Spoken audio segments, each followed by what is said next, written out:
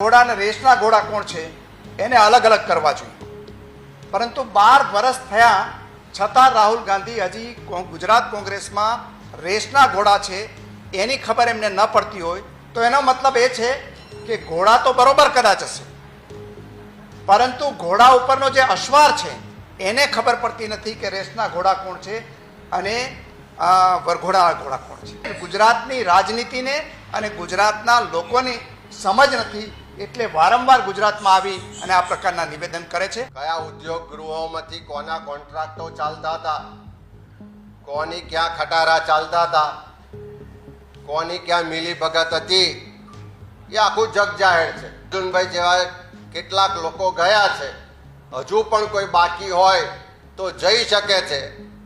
જે રેસના ઘોડા છે એ જ કોંગ્રેસમાં રહેવાના છે.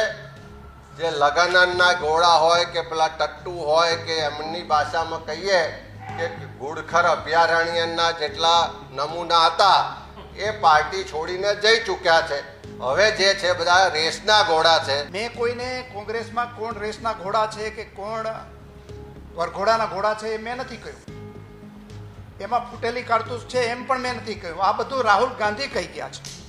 ખરેખર અમિતભાઈએ જો ગુસ્સો કરવો હોય તો રાહુલ ગાંધી ઉપર ગુસ્સો કરવાની જરૂર હતી, એને બદલે મારા ઉપર ગુસ્સે કરી અને બિલો બેલ્ટ એને આજે જે અવલોકનો કર્યા છે એ વખોડવા લાયક છે. મારી પાસે પણ કોંગ્રેસના ચોક્કસ આગેવાનોએ શું કરેલું છે અને એમણે ચૂંટણીઓમાં શું કરેલું છે, બીજી રીતે શું કરેલું છે, એ બધી જ વિગતો મારી પાસે છે. પણ હું વ્યક્તિગત ટિપ્પણીમાં નહીં પડું. હું તો માત્ર એટલું જ કહીશ કે રાહુલ ગાંધીએ જે બોલ્યા છે એનો જવાબ એ ગુજરાતની પ્રજાને અને કોંગ્રેસના કાર્યકર્તાઓને આપે.